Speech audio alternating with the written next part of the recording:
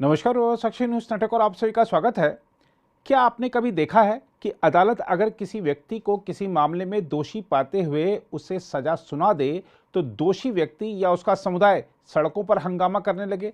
क्या आपने कभी देखा है कि यदि कोई जांच एजेंसी या पुलिस किसी व्यक्ति को पूछताछ के लिए बुलाए या जांच एजेंसी किसी के पास पूछताछ के लिए जाए तो वह व्यक्ति या उसका परिवार सड़क पर हंगामा करने लगे? नहीं ना।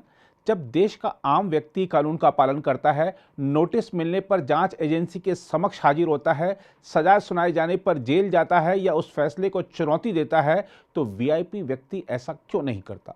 देश में दशकों तक राज करने वाले गांधी परिवार के राजनीतिक वारिस राहुल गांधी को आपराधिक मानहानि के मामले में अदालत ने सजा सुनाई तो कांग्रेस देश भर में सड़कों पर हंगामा कर रही है। कांग्रेस को समझ क्यों नहीं आ रहा है कि सजा मोदी सरकार ने नहीं, सूरत की एक कोर्ट ने सुनाई है। यही नहीं, जब नेशनल हेराल्ड मामले में सोनिया गांधी और राहुल गांधी को पटियाला हाउस कोर्ट जाना पड़ा था, तब भी कांग्रेस ने ड्रामा कर पूर्व प्रधानमंत्री डॉक्टर मनमोहन सिंह समेत पार्टी के आला नेताओं का सड़कों पर मार्च करा दिया था। सोनिया गांधी और राहुल गांधी को ईडी ने पूछताछ के लिए बुलाया तो कांग्रेसियों ने सड़कों पर जमकर हंगामा काटा। आज जिस तरह से कांग्रेस और कुछ अन्य विपक्षी दलों के नेता मार्च निकालते हुए विजय चौक तक पहुंचे और राष्ट्रपति से मुलाकात तथा आगामी विरोध प्रदर्शन कार्यक्रमों का ऐलान करते हुए मोदी सरकार को कोसा, उससे सवाल उठता है कि क्यों कांग्रेस के नेता राहुल गांधी को देश के कानून से ऊपर मानते हैं।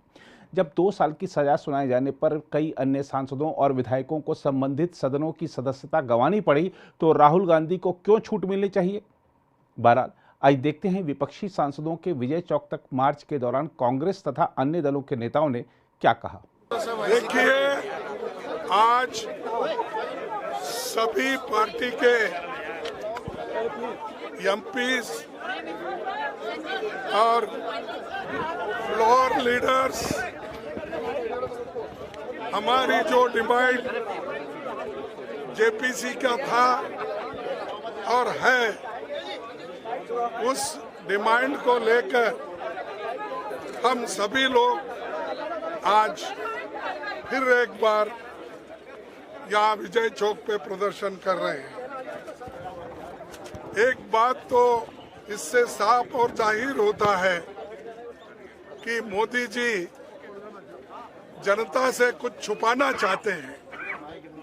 हालांकि नीरव मोदी, चौकसी, ललित मोदी, मल्ल्या ऐसे लोग करोड़ों, हजारों करोड़ रुपए सरकार से लूट के बाहर चले गए, लेकिन उनके बारे में मोदी जी मुंह नहीं खोल रहे हैं और हमेशा दूसरों को टीका करने में वो बहुत अच्छा समझते हैं।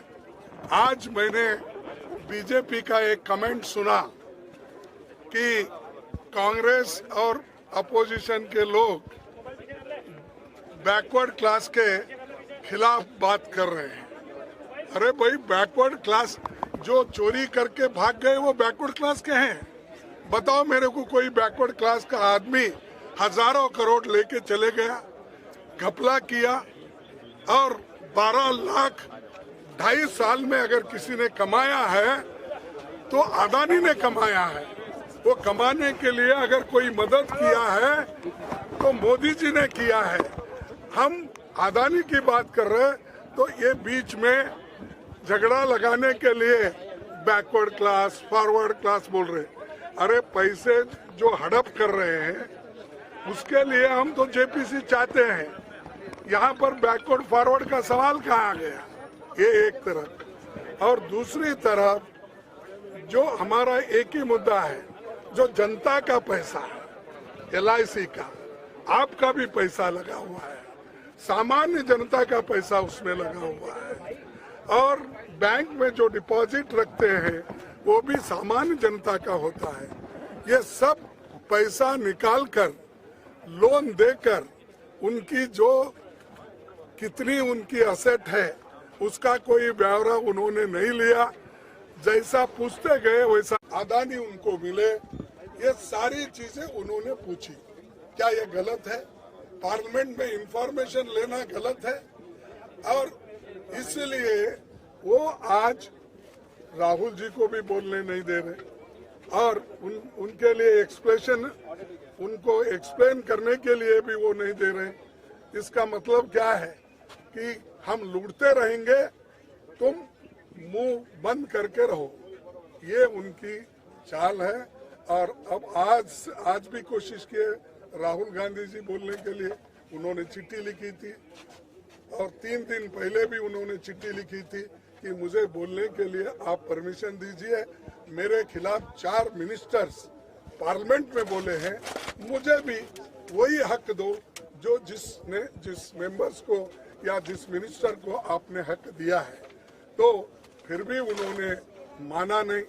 इससे ये जाहिर होता है कि डेमोक्रेसी को खत्म करने का, फ्रीडम ऑफ एक्सप्रेशन को खत्म करने का, फ्रीडम ऑफ स्पीच को खत्म करने का, और आगे एक दिन ऐसा आएगा अगर यही चाल से वो चले और चल रहे हैं जिस राह से, तो इस देश में ऑटोक्रेसी आएगी, डिक्टेटरशिप आएगी और सबके बंद हो जाएंगे। हम बोलने वालों का भी बंद हो जाएगा मुंह। आप जो आज रिकॉर्डिंग करके सो टीवी में दिखाते हैं, लिखते हैं, वो भी बंद हो जाएगा।